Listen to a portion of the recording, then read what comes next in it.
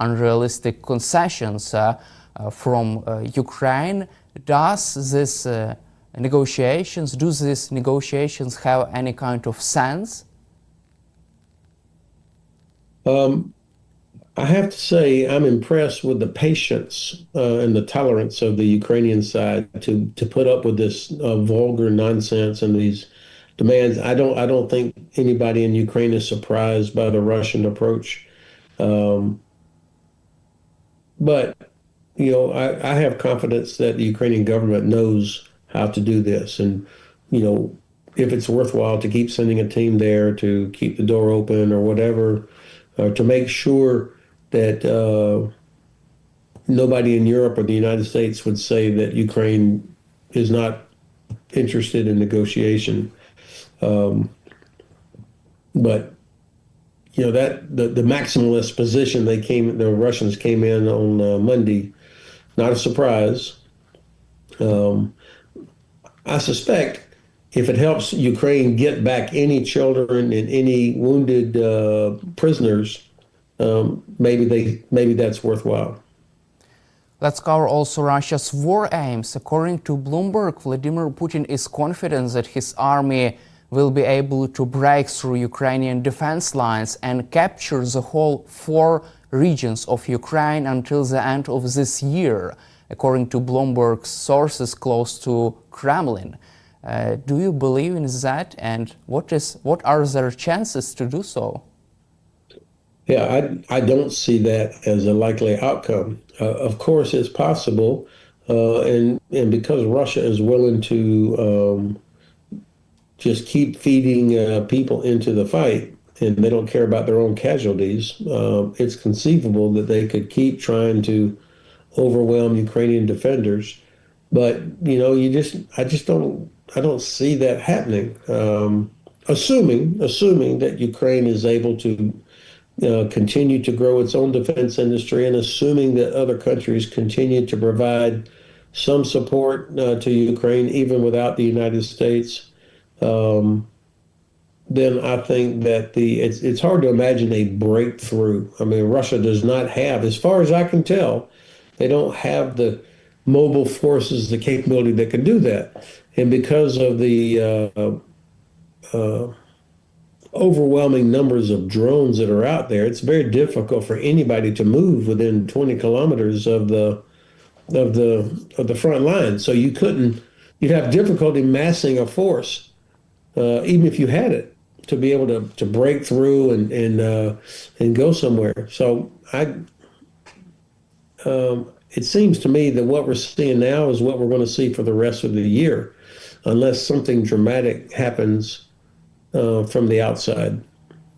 And also, do you believe that they can cross the Dnieper River? Because Putin seems to believe in that. If you want to take the city of Kherson, you have to cross this maritime obstacle, the Dnieper River. What is your take on that? Yeah, well, I think the Russians have shown they do not have the capability to conduct an effective river crossing. Every time they've tried, they've been crushed. So I almost hope they try again, because the Ukrainians know exactly where they would come. They would be very vulnerable to any kind of drones. I mean, I just don't see it happening. Not, at least not in the traditional sense. I mean, maybe there's a way to do certain things, and I'm not prepared to say that the Russians are too dumb to do it.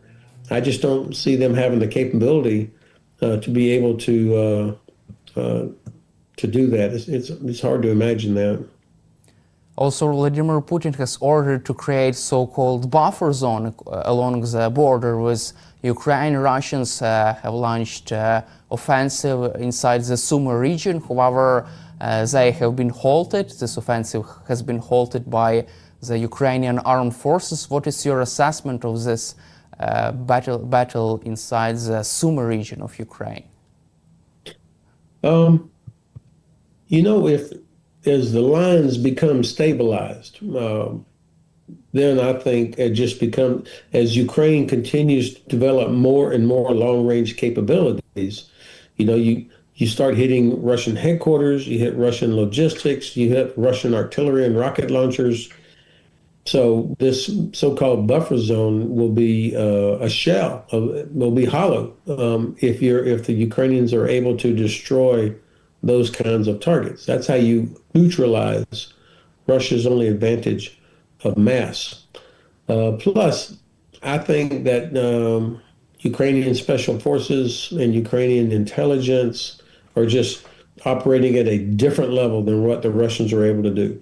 I mean, they're like, different capability, innovation, and Russia from the beginning has proved to me that they cannot defend themselves.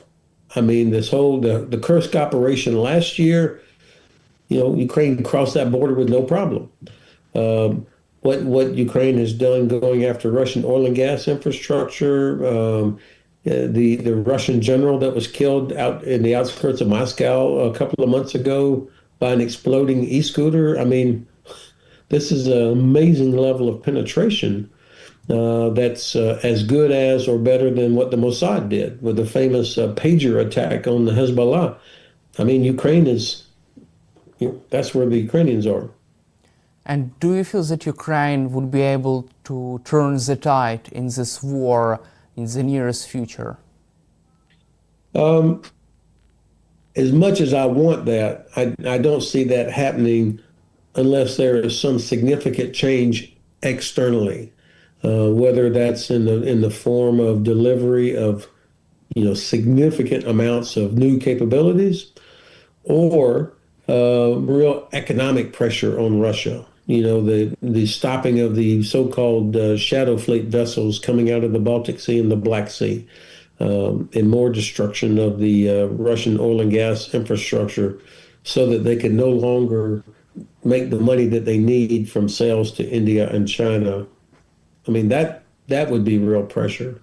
But it's going to take something like those two things, real significant quantity and quality of external support and real economic pressure will be what turns the tide finally, I think. Now, of course, nobody knows exactly what's going on inside Russia. I mean, it's not a transparent society.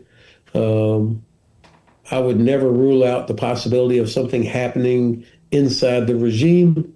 We'll see. But I'm not assuming that's going to happen anytime soon. Thank you, General Hodges, for your time and for your support for Ukraine, and glory to Ukraine. Heroam Slava. Thank you, Daniel. Do you feel that this Ukrainian attacks deep inside Russia also bring US President Donald Trump closer to imposing sanctions against Russian economy? Well, let us hope so, because Trump alone has the ability to really turn the screw on the Russian economy, and sanctions, particularly against the oil industry. If Russia cannot sell its oil, number one, and if it can't sell its oil above $50 a barrel, its economy is going to grind to a halt pretty quickly, and its war machine is going to grind to a halt pretty quickly. This is all within the gift of President Trump. And let's hope that he now realizes that that's the case and does the right thing. Let's cover also recent developments inside Russia. The CEO, retired Russian army major who was in charge of capturing the Ukrainian city of Mariupol, was killed in an explosion in Russia last week. He died as a result of explosion of a suicide bomber who was also serving in Russian police. What could this mean?